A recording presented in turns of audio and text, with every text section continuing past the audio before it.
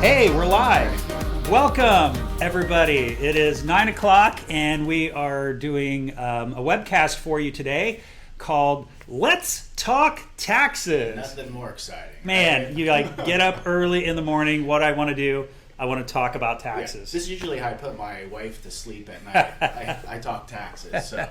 That's awesome. Yeah. Hey, so I'm here with Mark Wilson. Mark is a 1 million year veteran of tax law. 1,000,001. 1,000,001. He's been practicing for about 20 years in San Diego, dealing a lot with personal taxes, corporate taxes, business taxes, and helping people just like you learn how to pay their taxes appropriately without, of course, paying too much. And I'm sure you find a lot of folks end up paying too much for taxes. We see that, or they take too many deductions and then they're in trouble, right? Oh, so right, it goes both ways. But yeah, a lot of people pay too much in taxes. You know, this is one of the most important areas for you. I think as you're looking at yourself as a small business, right? It's you are running a business, and one of the keys is not only the income side of the business, generating income. The second key is making sure you're controlling your expenses, and the third piece I really believe is the management of taxes and knowing how to deduct what the government has accommodated and given you the benefit of knowing and actually taking these deductions means one of two things. Either if you know this information and this knowledge, the money ends up in your pocket. If you don't understand these things and you don't know this, the money ends up in the government's pocket. So the question for you is, which pocket do you want your money to go in? Hopefully their pocket. Absolutely. Right. So we always, when we meet with entrepreneurs, we talk to them about what their goals are and what they're trying to accomplish. And often they are paying too much in taxes, and as a general question we always get, what can I deduct? You know, what type of expenses can I deduct? And from a 30,000 foot view, the easiest way to answer that question is anything that is related to your business, anything you spend money on to make money will be deductible. So that's true for most items, but I know we have some questions that maybe you have people have sent in, but we can go through some of those. But sure. Yeah. So, we got a ton of questions in from the audience, very close to 100 questions. Obviously, we won't be able to answer all of those questions, but I've divided them up into kind of three main categories to help us out. And so we're going to cover all three of these. At the end of this prepresentation, you are going to be armed with more knowledge than you've ever had about taxes. So first, I want to also start by saying that TakeLessons or Mark's company is not giving you personal tax advice. We highly recommend that you get your own tax accountant to handle your own personal situation. Everyone's situation is different. So as a disclosure, that's right. Indemnification, we're not personally giving you tax advice. My attorney said we had to say that. That's important. Yeah, that's important to say. Cool. So what we're going to cover, there's three main areas. The first one is talk questions about company structure. So do I need an LLC versus a corporation? Those types of questions. The second set of questions was on deductions, one of our favorite topics. We'll dive in deep onto that. And then the third is around organization. How do I get organized so I'm sure that I pay as few taxes as humanly possible? So we'll cover those kind of in that order. Sounds fun. So thank you for all your questions. First one, we're going to start with just a TakeLessons specific question. And this came in from one of our tutors, Barbara Ellis Warrock. I'm not sure where Barbara's from, but she wanted to know, how do I make sure that TakeLessons is paying my corporation instead of me? And this is tied, we have instructors fill out a W-9 form, and there's some items on the W-9, if they fill that out correctly, then they're paid as their corporation instead of them personally. What do they need to check there? So the most important part is put the right tax ID number on that form. So as long as they put the corporate tax ID number on that form and give that to you guys, then they're going to get a 1099 with the corporate tax ID. Another question a lot of people have related to that, they'll ask, is my corporation even supposed to get a 1099? And the answer is you're not required to get a 1099 if you're a corporation.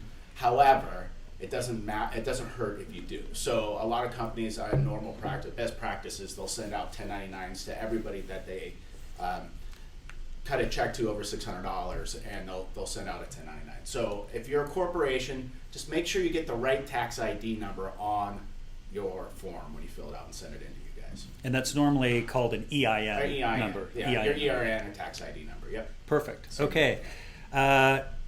Great. So let's jump into company structure. We had a bunch of folks, Michelle Arthur Cowan, Cheryl O'Neill, Corin Zai. They kind of all ask around, and I'll read you the general thoughts around this, and then we'll dive into it. Sure. So the questions are, how do I go about deciding what sort of business entity do I choose? What are the pros and cons of each? Are there things I can deduct if I'm a sole proprietor versus a S Corp versus a C Corp? These sorts of questions. So for most of our folks, they're kind of single source businesses. Sure. How do they go about deciding which corporate structure is right for them? So most individuals, it really has a lot to do with how much money they're making. It's a big part of it. So if you're an individual and say you're making $50,000 a year in self-employment income, generally speaking, it's probably better that you stay a sole proprietor, or if you're worried about any kind of liability, being an LLC. And the reason is because there's additional costs that go into having a corporation, and there's additional costs for having an LLC. So, but if you're going to make more than that, then, as you start to get to the $70,000 to $100,000 range, we'll start looking at whether or not they need to be an S Corp. And the reason is, individuals, sole proprietors, will pay self-employment taxes on all their net earnings. LLCs will as well. They get taxed the same way that a sole proprietor, except they get an additional tax. But what you get with an LLC is you get limited liability. So if you're worried about being sued or you want to protect assets and there's risk of your business, that's a reason to have an LLC. An S Corp is a really good option if you're going to be making more than that 50 is even kind of right at the borderline, but more than that 70 to 100 and above, because self-employment taxes equal 15.3% of your net income. So what that means is whatever you're left with at the end of the day, whatever your net number, the number at the bottom, you're going to pay 15.3% self-employment taxes plus your ordinary income taxes. So if you are in the 15% tax bracket, you're going to pay 15% tax on that money, plus you're going to pay 15.3% in self-employment taxes, plus whatever your state income taxes, depending upon where you're at. So that's really expensive earnings. It's the most expensive earnings, the most tax, the highest tax you're going to pay. Self-employment taxes are really just Social Security and Medicare. So when you work for somebody, the employer will pay half of Social Security and Medicare, and then you pay the other half, and it gets deducted out of your net paycheck. You don't have to do that if you're an S Corp. So the net income of the company will flow through to you, and you'll pay tax on that money, but it won't be subject to the self-employment taxes. But the catch is you have to pay yourself some W-2 earnings. So it makes it a little bit more complicated. You have to run payroll now that you may not have had to run before. You have to file a corporate tax return, so you generally have to pay somebody like me or to do a tax return like that. And you're going to pay a minimum tax to the state if you're in California of 1.5% of your net income or $800, whichever is more. So it really comes down to how much money are you making, and at what point should you switch from being a sole proprietor to an S Corp. I'm not a huge fan of LLCs in this type of structure, because you're going to pay tax on that money, and there's no real tax savings in the LLC. You only are protecting yourself from litigation, and you get that same protection with an S Corp. Right. Yeah. So, and a C Corp is really that's if you're going to have foreign investors, or if you think you're going to take your company public, or there's going to be some other money raises, other type of things. That's really a more complicated structure, and you pay taxes twice in a C Corp. So for smaller companies, smaller individuals, and I think our audience is what we're talking to today. It's either a sole proprietor or S corp are the two decisions, and then you can go from there. Now, So- as far as go ahead. Yeah, so just for clarity, so for our folks out there, you're recommending kind of two structures. The first one is sole proprietor, in which you don't file and set up a corporation per se. And the benefits of that is, first of all, it's cheaper, right? It's cheaper administratively. Cheaper. It's less forms to fill out. The income kind of passes through directly to you. Yeah. The negative of that is, first of all, the big one is your liability. So with a corporation, there is a shield, or there should be kind of a legal shield. So if something happens, people can sue the corporation instead of suing you personally, which is something to keep in mind. I don't know if anyone out there has been sued or whatever the case is for someone in their home or something like that, and I could see the benefit of that. Right. From a straight tax perspective, it might be more beneficial if you're making $50K or less, 60 or 70K even, to go kind of personal. And the reason is because the taxes that you save by not paying that 15.3% get eaten up in fees to CPAs and to paying taxes and paying payroll companies to run your payroll. So the administrative cost is a little bit higher on the S corp. But if you're making $100,000 a year, that's $15,000 extra in tax you're going to pay, and you certainly won't have that in administrative costs. Right. So that's the decision. Mm-hmm. I think part of that question you asked, are there items that you can deduct as an S corp or an LLC that you can't deduct as a sole proprietor? Big question. And the answer is no.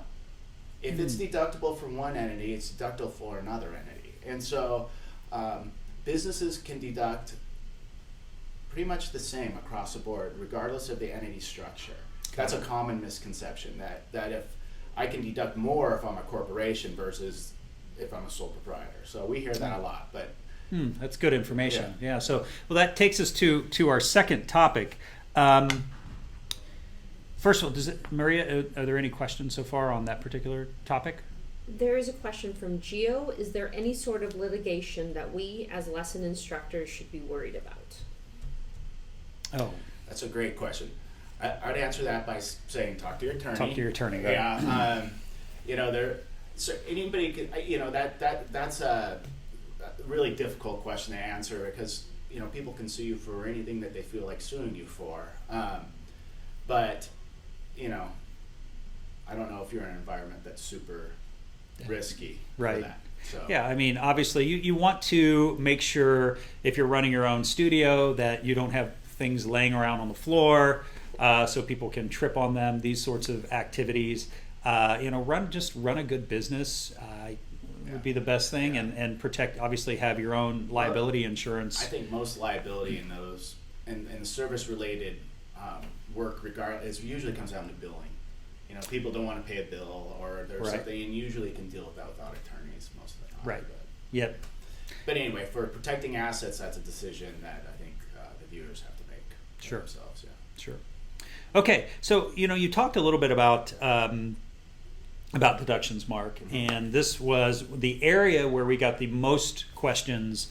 So we're going to dive into some of these particular questions. Okay. And the bottom line is, as you're out there creating business and you're producing income, there are costs associated with producing that income. And normally, and we'll dive into the details, normally those costs are deductible off of your income. So we'll jump into a few questions. So the first question was along the automobile.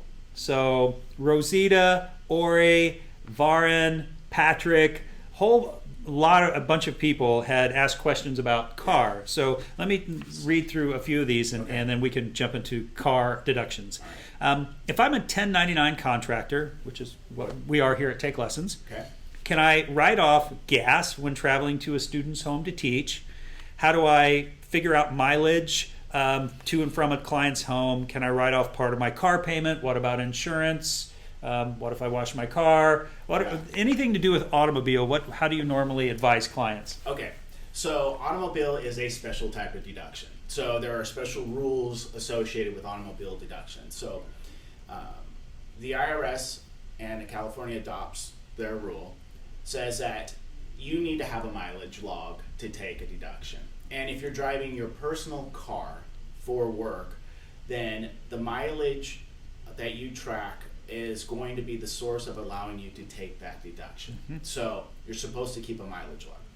And you get to deduct either your actual expenses related to that percentage of business use. So you take the total miles you drive, and you take the total business miles, and you come up with that ratio. And then you multiply that ratio times either your actual expenses or whatever the IRS says your deductible per mileage deduction is. So you get one or the other. So somebody asks, can I deduct the gas?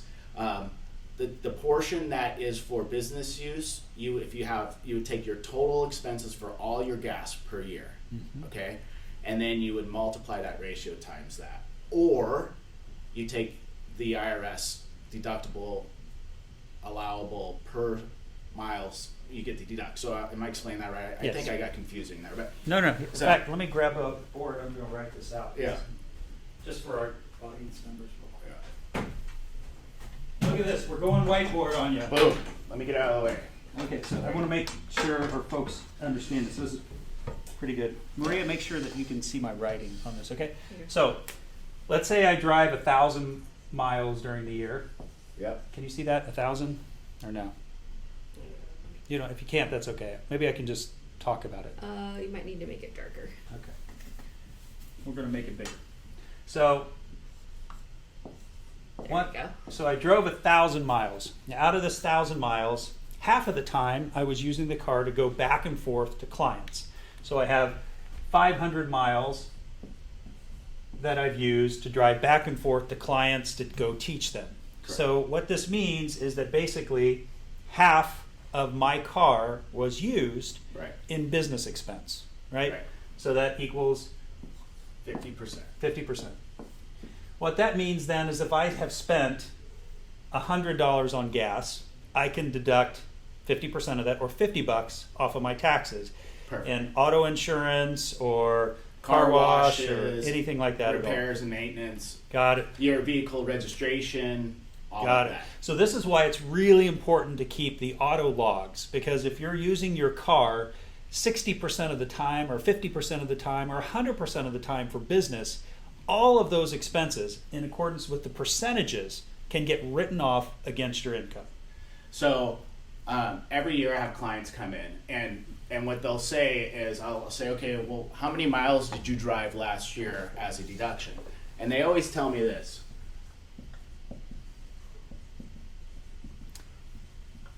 Same as last year. Yeah, so I'm sorry, I'm losing, I don't know if you can see that or not. So this is not enforceable with the IRS. So it's really important to keep a mileage log. It's the only way to guarantee that you get the expense. We've had lots of clients be audited or been audited for this. And so creating a mileage log after the year is over is really difficult. But if you keep a log during the year, it's not that big of a deal. So it's an important expense, and it's usually a pretty good one. More times than not, the IRS published deductible per mileage or per mile deduction is generally comes out ahead. So Okay. you know, if you just keep track of your mileage, take that as the expense. That way, a lot of people want to make their lives easier. They don't want to keep all their gas receipts and all of their payments and all that.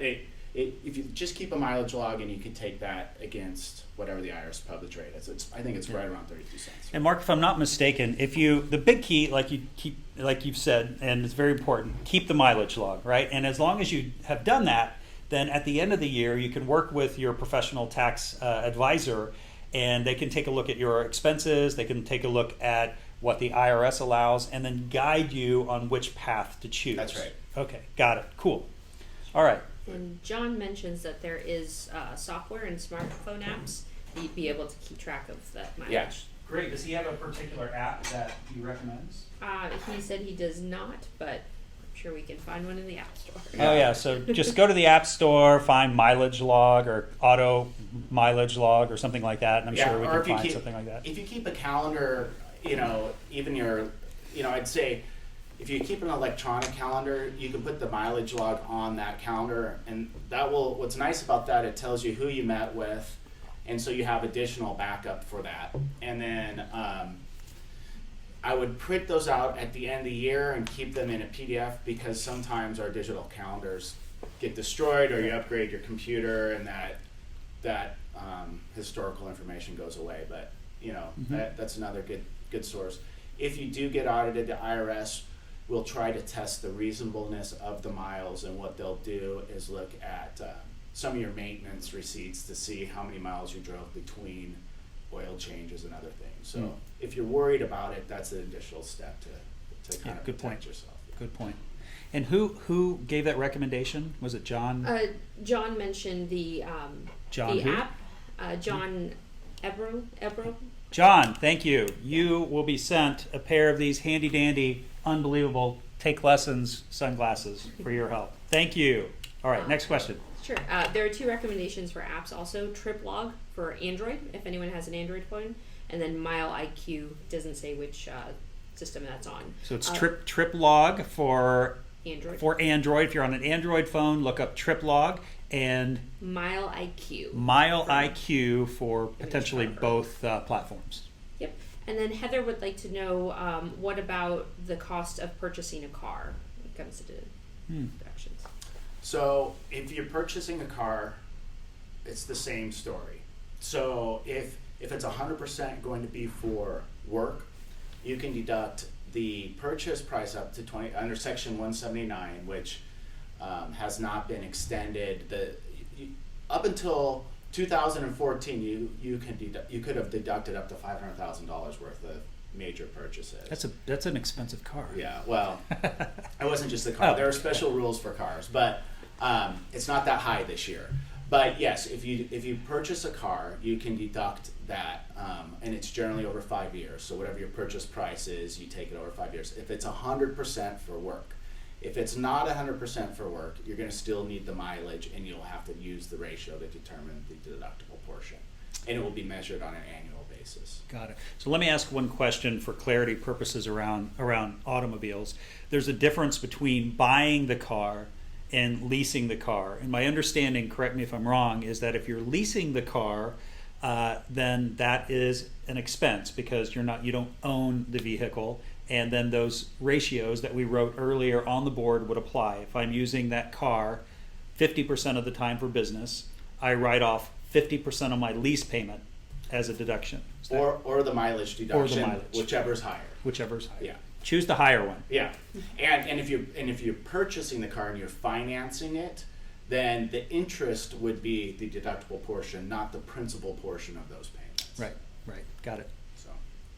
And then along those lines, Gio mentions he's in New York City, so buying a bicycle or using a Metro card, is that anything that would be able to be applied? Absolutely. If he's using that to drive around, the percentage that he's using, spending that money for business, is absolutely deductible. So if you buy a bicycle, Metro, if you are a use of Lyft or Uber, and you're getting back and forth to clients, then all of those are deductible expenses as well. Yep. Great. Absolutely. Yep. All right, super. The next line of questions, still under the deduction section, is on gear and supplies. And Jason Martin, he's one of our very early instructors, out of the hundreds of thousands that have signed up. I think he's in the top. He's been in the first 100 actually. So Jason, wow. Hey, how are you? And he has a story probably similar to a lot of people out there. And I'm going to kind of quote from him because it's pretty cool. He said, "I own my own music school." And it could be language school or sports instruction, whatever the case is. So I own my own school, and it seems like I make close to zero after buying all the gear and crap that I need to actually run my business. Right. And that's very true. You think about the sports coach who has to buy, gear and protective gear Sure. and and soccer balls or whatever the case is, or in Jason's of course as his music business, he has to buy a guitar or an amp or these sorts of things. And so his question was, can I deduct the gear that I use that I have to buy in order to teach? Yes.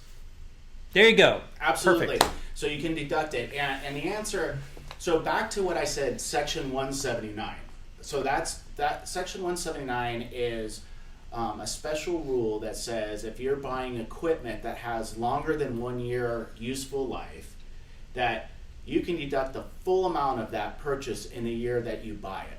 Wow. So for 2015, it's $25,000. I say it's only $25,000 because it used to be $500,000. But so you can deduct the full amount of that equipment in the year that you buy it. If that is not enough, the remaining portion of the what we call it'd be depreciated value of those assets would go over their useful life, and it depends what type of asset it is. Right. If it's equipment that you're using for your business, it's 5 years. If it's a table and a chair, that's 7 years. It just depends on the exact type of equipment it is. But the general rule is if you're buying equipment and 179 was not there, you have to depreciate that over what the IRS has determined its useful life. Got it. So right now, the tax code has an accelerated system set up. That's right. And for most folks out there, I think the $25,000 threshold is $25,000 threshold is Under 179. pretty well, right? Yeah. Pretty good. So in Jason's particular case, if he goes out and he gets a new amp and he buys a new Stratocaster Sure. and he needs a new Roland keyboard, and then buys sheet music, and in fact, as you mentioned, needs a desk for the computer system, needs a chair for his students to sit in, all of that should be deductible under these sorts of things. That's right. I would say, and I would say that sheet music is different than a guitar because sheet music is more. I would classify that more like a supply. A supply. That's going to be used up in a year. I mean, you're probably getting sheet music. You're writing on it. You're giving it to a student. The student might take that with them. It's gone. It's not going to last longer than a year. But a guitar is going to last maybe a lifetime, right? And so that's a different type of expense. So I'd put the items that are going to be used up within 12 months in a different category than what I would call assets. And assets are things that last longer than a year. Got it. So sheet music, supplies, ink, cartridges, that sort of thing. You're going to use that up within 12 months. Deducted, pencils, paper, all of that. So Great. Yeah. Great. Yeah. So deduct away. Yeah. Yes, Maria. With that, Elizabeth actually points out music books, considering that those last a little bit longer than sheet music. And then Heather has a great question in regards to what if she bought equipment before she actually went into business? She can put that into the company as of the date that she started that business. So you can contribute assets to a company as long as you have not deducted them already through a previous business. So if you own, let's say you own a guitar, or let's say you own 10 guitars, which a lot of folks out there probably do, and they start a teaching business, and they haven't deducted those purchase price before. When I start that teaching business, then I can basically take the cost of those and deduct that against my first year's income then. That's correct. Wow, what an unbelievable cost savings. Yeah, that's huge. Thousands and thousands of dollars That's right huge. there. Yeah. So you can contribute that. That's your. That's as if you put money into your company to start your business. Money is an asset, right? So you put the money in your company, and if you didn't have those guitars, you'd have to go buy them to start your company. So it's as if you put the guitars in your business, and now you're going to use them in your business. It's the same as cash, really, at the end of the day, because you're using those to run your company. So. Got it. Wow. So if you haven't deducted those expenses before, this is the year. Yeah. That's a common missed item. That's a great question. That's a really good question. Yeah. Great. So with that, actually, this is a great one from Carl on top of that. Do you have to have individual receipts, or can you simply print off a purchase history from a company? So the question is, do you have to have receipts, or can you use a purchase history, like if they bought all of their items at Amazon, for instance? Anything that supports your purchase is good to have. Of course, you need that if you get audited.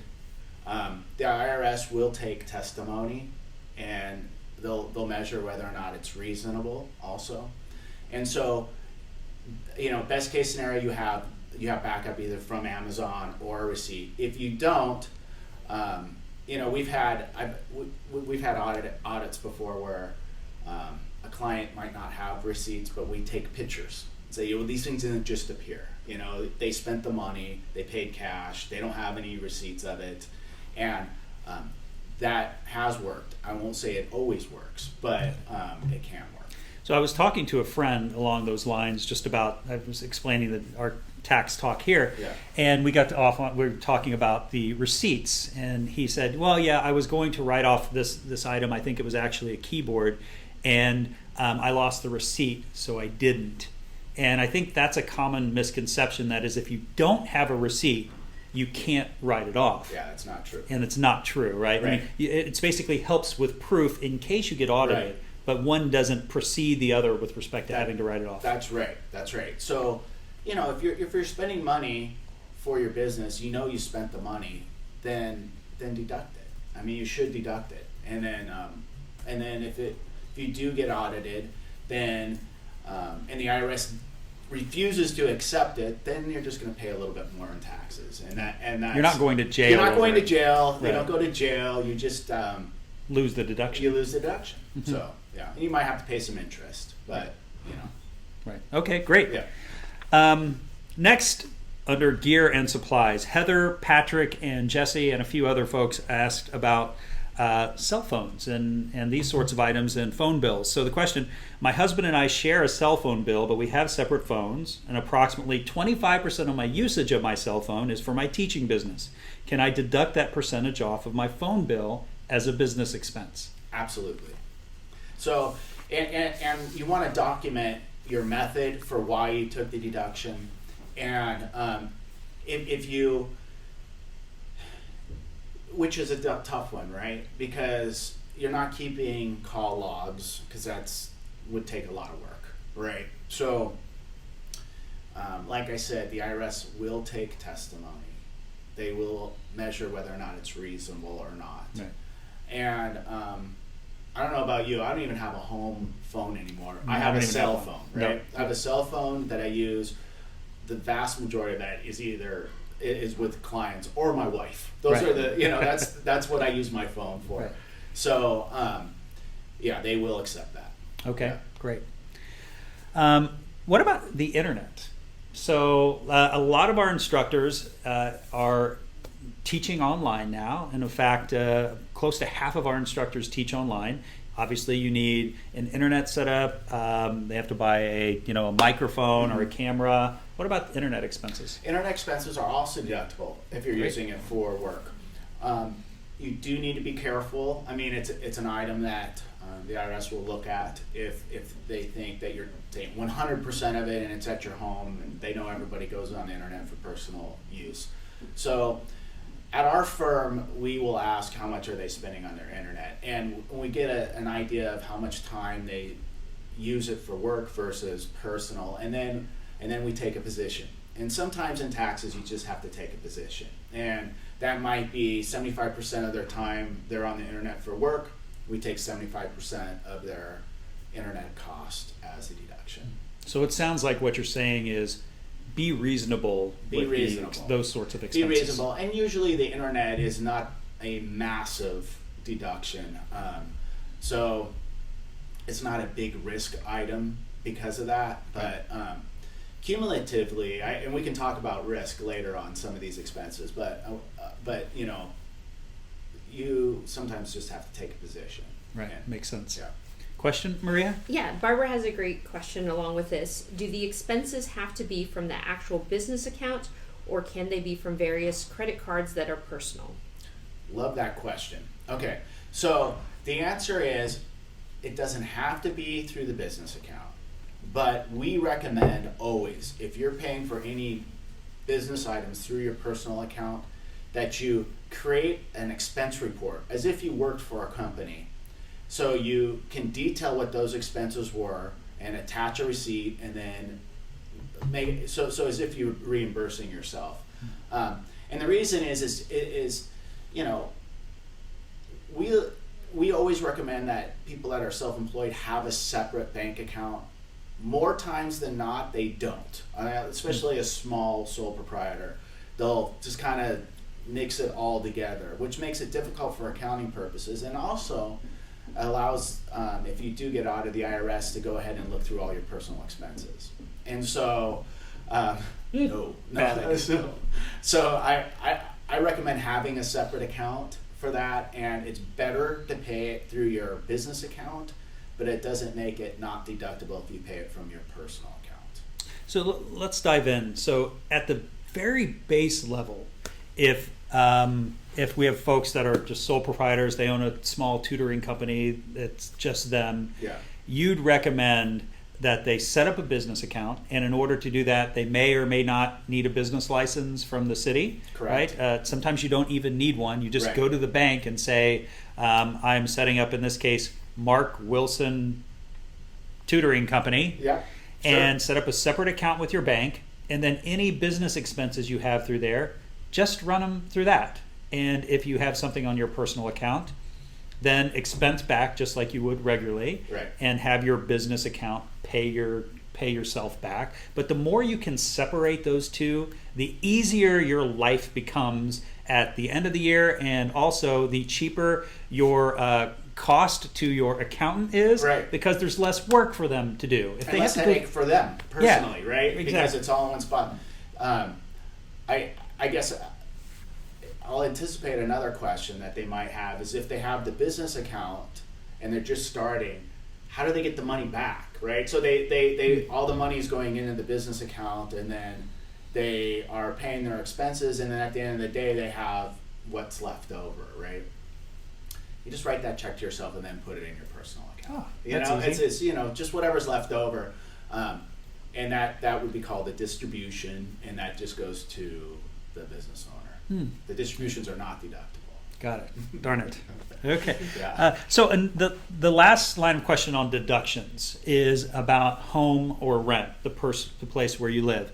The majority of our instructors out there have a studio in their home that they have set up in order to teach out of. So how would they go about, in fact, how do I calculate how much I can deduct from my rent or mortgage based on where I teach and the size and the sort of thing? So that falls under home office deductions. And home office deductions are based on the square foot that is dedicated to your business. So if you have a 3,000 square foot home and 1,000 square feet of your home is dedicated to your business, then a third of all the expenses associated with your home are deductible.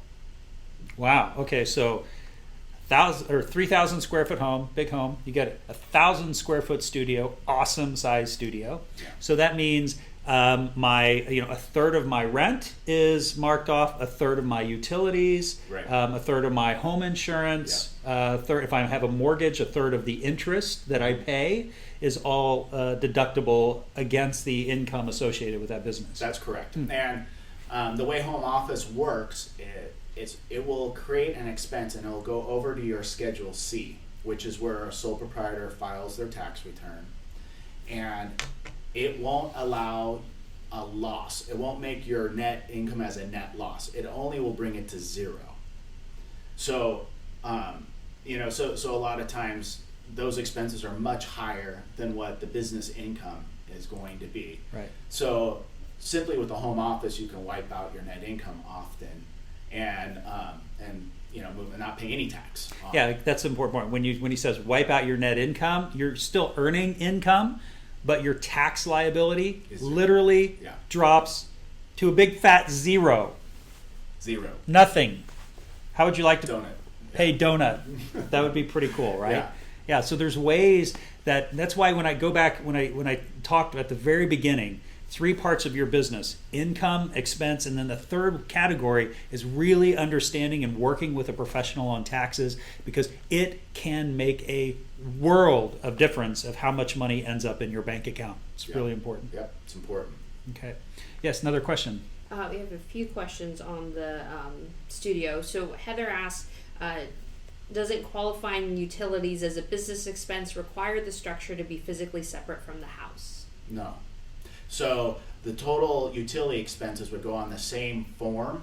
And what that 1,000 square feet for your studio versus 3,000 square feet for your house, it creates that ratio. And all of your expenses for the whole year go on that home office form and then carry over to your Schedule C. So using that as an example, 1,000 square foot off, so a third of Your all utilities. So if I have $1,000 in utility bills for the year, I write off $333 of that immediately right out of the gate. Right. As Perfect. long as it doesn't create a loss in your business, it just brings it to that zero. Donut. Yeah. Yes. Gio had mentioned, just backing up a little bit, he doesn't know whether it's beneficial or necessary to file a DBA. It's not required, if that's what he's asking. You don't have to file a DBA. You can be Mark Wilson, teacher, and be in business. Generally speaking, however, if he's going to have a separate bank account, most banks will require them to file a fictitious name filing in some publication, the Business Journal or some publication, to open up a bank account. And so by doing that, he's kind of filed a DBA at that Right. point.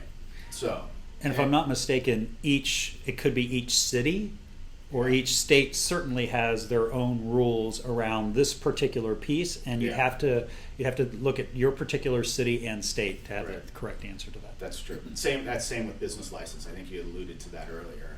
Every county and city in the country has different rules related to business license, but they're easy to find. You can Google that real quick and find Right. out what's required. So if we're here in San Diego, I can go to sandiego.gov, and in your particular city, there's probably a .gov as well, web address, and look in there under getting started with a business or how do I start a business in the city of San Diego, and there are complete instructions on how to do that. Some of them are a little janky. They don't explain things that well, and that may be why you want to work with someone who can help you do that and get it set up the right way to start with. It's not that much of a cost to make sure that you're protected on having That's the right right. way to get things set up. Yeah. So that takes us to kind of this third area. How are we doing on time? Okay, a couple more minutes. So this is under getting organized, and we'll wrap up with this third area. So we talked a little bit about business licenses. Rosita as well as Suad had asked kind of the same sort of question. If it's just me, no employees, do I need to get a business license? And we kind of just covered that, and that is basically look It at your depends. city. Yeah, it depends. If you're going to get employees, you certainly need some sort of. Well, if you need employees, you still might not have to have a business license, but interesting. it comes back to whatever the county or city requires. But if you're going to have employees, you have to get an EIN or a tax ID number, which is the same thing. You have to go to your state and file with your employment department there and make sure you get an ID number for that, because you have to file payroll taxes both to your state and to the IRS. So yeah, it's an additional layer of complication, but it's not that, you just make sure you're dealing with somebody who can kind of walk you through that process. But yes. Perfect. Alrighty. Let's jump into multiple sources of income. So these are kind of basically the same question. We had several people asked about this. So let me explain it here and kind of get your opinion on this. So Barbie, Carl, Ian, and several other folks had asked this. So I teach, but I also receive a significant portion of my income from performing.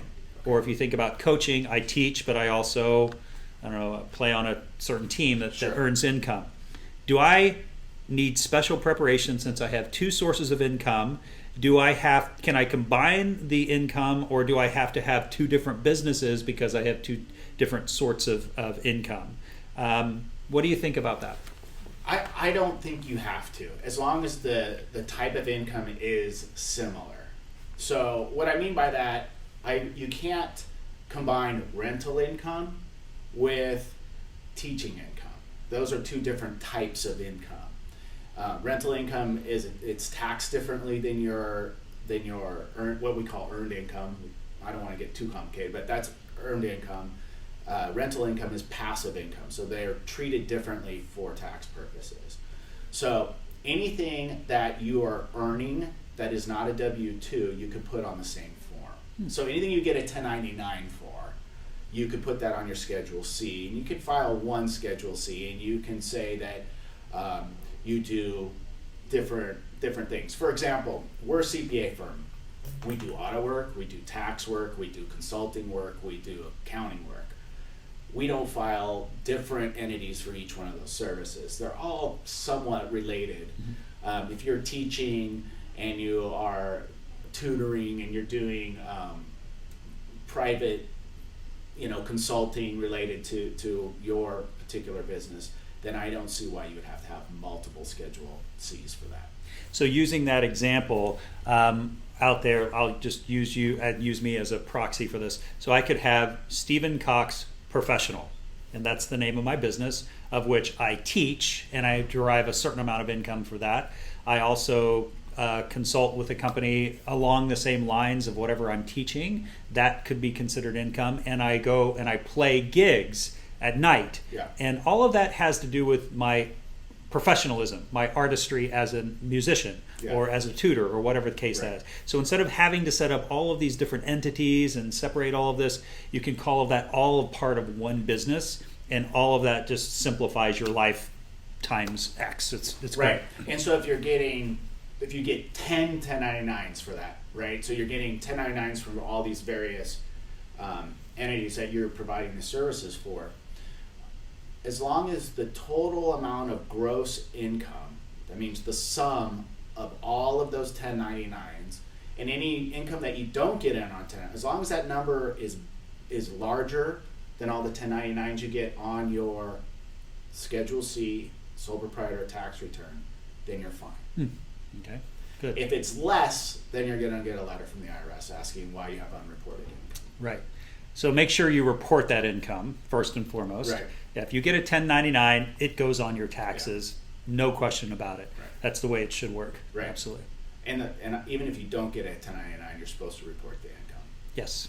So that is the law. Okay. Yeah. And gosh, we're almost out of time. Estimated taxes. We have some questions regarding estimated taxes, and it's let me find the questions here. Oh, I'll read 2 or 3 of them, and then we can just have a conversation. I read something about estimated tax payments for independent contractors. Is it necessary? How do I estimate it? Should I set aside income so I have money to pay? How do I set things up so I'm not scrambling to get enough money together to pay for self-employment taxes? So all of this is about organizing correctly. Yeah. What about estimated taxes? What do you find? And let's say this average is kind of around the $50,000 mark for income. What do you suggest there? Net income 50,000. That's pretty good. Let's say gross. Okay. And then so gross is the amount that comes in your front door, but you have all of these deductions, so it's going to be a lot less than that Right. with respect to what you pay. Right. What would you recommend with estimated taxes? So the answer is it depends really on the individual. Estimated taxes are related to your complete tax situation. So that means if you're married, you're going to file a joint tax return. All of your income gets tallied up, and whatever you're left with, whatever you either owe or you get a refund back, depending upon how much money you've paid in during the year.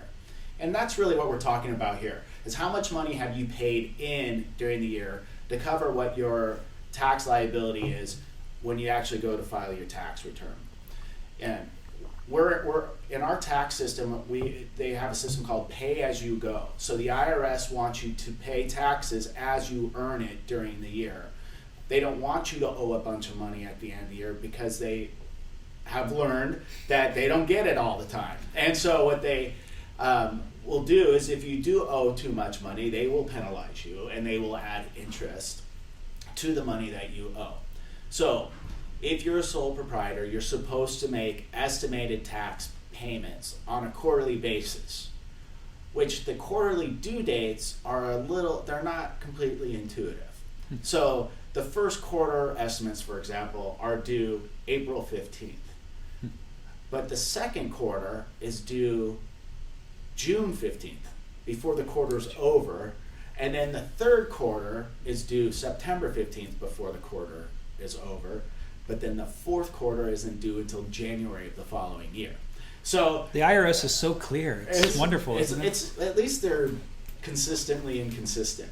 So, so the answer to the question is yes. You should be making estimated payments, and to avoid penalties. Now, depending upon how much tax liability you may owe at the end of the year, I have clients that say, I don't care. I'm not going to give them any of my money until the returns are filed, and I'm just going to deal with the interest and penalties because it's not enough money for them to have to worry about it. And that's an okay position. Just know you're going to pay a little bit extra.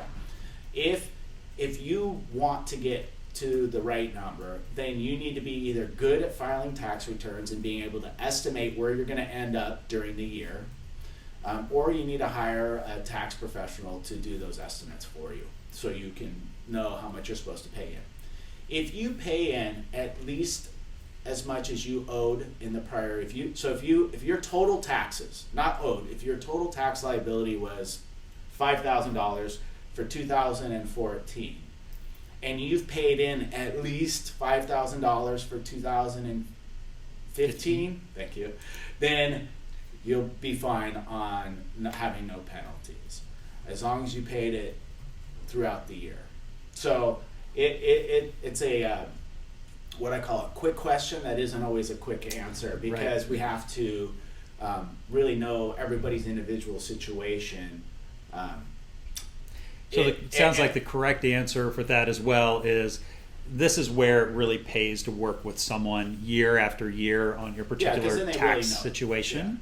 Yeah. I mean, it could be that you shouldn't be paying any quarterly taxes. It depends on your personal situation. Right. So back to netting $20,000. That may or may not turn into a major tax liability. But if all of that, if you've already deducted all your itemized deductions and all of the income from your Schedule C is taxable, you're going to pay 15.3% tax on that money, plus 15% ordinary income tax, plus whatever your state income taxes are. Mm-hmm. So that's 30 to 40% of that money, if that's the only thing we're talking about. Right. So it depends what their overall situation is. Cool. Yeah. Well, we have time for one last question. Okay. And it's coming from Nicolette, as well as Jesse and Ardiente. I hope I pronounced your name right. Do you recommend going to an accountant versus doing taxes myself? And what do you feel about places like H&R Block versus just like a real, I don't know if that's the right words, a real accountant? Not saying they're not. If there's anyone from H&R Block out there, don't hate on H&R Block. Yeah. But what do you think about that? I have my personal opinion, which I'll give after yours, but please, you first. Well, I think oftentimes people think they're saving money by doing their own tax return. And they are up front. So if you have a simple tax return, simple 1040, a W-2, and that's about it, then you probably don't need a tax professional. But if you're self-employed, you have rental properties, you own a home, you have multiple places you work, it gets a lot more complicated, and more times than not, you're going to make a mistake on your tax return, either for your benefit or to your detriment. And it's hard, and that's really where people get audited more times than not, is when they take really large deductions. I'm actually embarrassed to tell you. I'll tell you a story real quick. I have my I won't say his name, but this guy I know. a relationship of a family member of mine does his own tax return because he doesn't want to bother me with it. Okay. And so took way too many deductions and created a massive red flag, and of course he's being audited. So yes, he paid less in taxes than he would have with us, but now he has a huge issue. The pain. The pain and suffering. And the other way, it goes the other way oftentimes too. People are too worried about what they can deduct. They don't know really where we're taking a position. And sometimes you have to take a position, and you really need a professional to help you know where the line should be drawn in the sand with that. And so I think the difference between a CPA firm, I should back up there. So you have H&R Block, like somebody asked about. So the people who can do tax returns are people with what they call a CTEC certification, an enrolled agent, a CPA, or an attorney. Okay, so all of those people have different continuing education or an education requirement. So it depends on what you really need. H&R Block is a fine company. They're large and they're huge, and they do a lot of tax returns. Their education requirements are much less than mine. For example, I had to get a degree, I have to do 40 hours of continuing education every year, and we really are advocates. We are licensed by the AICPA, CTEC, and those other are licensed by the IRS. So they have a different regulatory body they answer to than we do. So we are focused on being an advocate for our clients, and we're not, the IRS, I wouldn't say they're an adversary, but they are certainly not who we serve. We serve our clients. So it's a little bit of a different relationship. So, but H&R Block is a fine company. Mm-hmm. Cool. So I think the key personally for me is I've used an accountant now for 12 years, 13 years, the same one. And there's a rhythm that you get in when you use the same person who's good over and over, who understands your situation, and then can advise you near the end of the year, as the year's going on. If you're about to buy a home, you're about to buy a new car, how do I take these deductions? And what I have found is that I have saved so much money in taxes that I would have paid by working with a professional than if I wouldn't. So I personally, just from my 2 cents, I'd personally recommend it. It's the same if you think about it for all of our musician instructors out there. It's the same as someone watching a video on YouTube versus hiring you. You know what I'm saying? It's like you could probably get by with YouTube, maybe learn a little bit and kind of do your own thing, but why do that when you got a professional sitting here who can really help you out? And I think that's how I would personally view it, is that if you're serious about your business and serious about making teaching your career, that it's worthwhile, and to find a reasonably priced, good accountant, CPA firm who can grow with you as you continue to grow. It really comes down to the relationship you have, like you're saying. It's important to have that if you're going to be self-employed for any extended period of time. Right. You need somebody, even if your goal is to buy a house, maybe you shouldn't be so aggressive on your deductions in a particular year. Those are questions and answers you need to have with your CPA. So great. Well, thank you. We are out of time. Maria is giving me the old cut it thing, so we're out of time. I wanted to thank Mark for being with us today. Happy to be here. So Mark, if folks wanted to get in touch with you or your firm, do you have? I'm sure you have a website. What is your website address? So we are CWDL CPAs. It's okay. So it's CW D as in David, L as in Larry, CPA.com. Yep. And you can go there and find us, and I don't know, you want my phone number? Sure, absolutely. You can tell I'm a huge sales guy, right? I'm a CPA, but it's 858-565-2700. All right, and that's if you're in San Diego or even California. I'm sure you do most of your there. There are other great CPAs, if you're on the East Coast, and sure. I'm sure there's folks in your local area that's also have similar certifications, but you want someone that's good at doing taxes if you decide to reach out for help. Yeah, just make sure that you're doing your homework and that you're taking the deductions that you're entitled to. Great. Well, thank you again for your time. We really hope that this has been tremendous value to you. We wanted to to really make sure that you A, could take all the deductions that you need, B, know how to organize properly, and C, answer the questions on how to get your either sole proprietorship or corporation set up. So thanks again. Hope you have a wonderful, awesome Christmas season, holiday season coming up, and we will see you the next time we see you. Thanks. Take care. We'll see you. Bye-bye.